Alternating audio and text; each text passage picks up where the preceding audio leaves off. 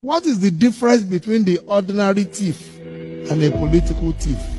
Number one, the ordinary thief steals your money, your bag, your watch, and your jewelry, isn't it?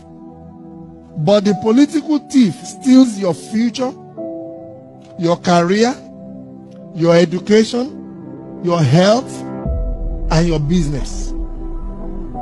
Number two, the hilarious part is that the ordinary thief will choose whom to rob.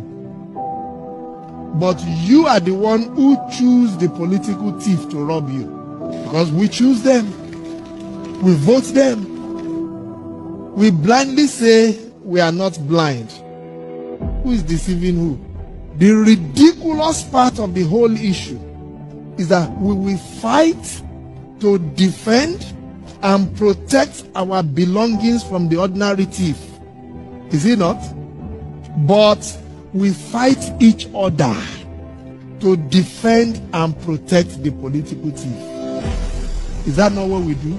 Thugs will be fighting themselves to protect those that are stealing our career, stealing our joy, stealing our health, stealing our success.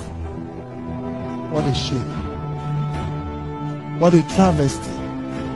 Calls for us to think and think deep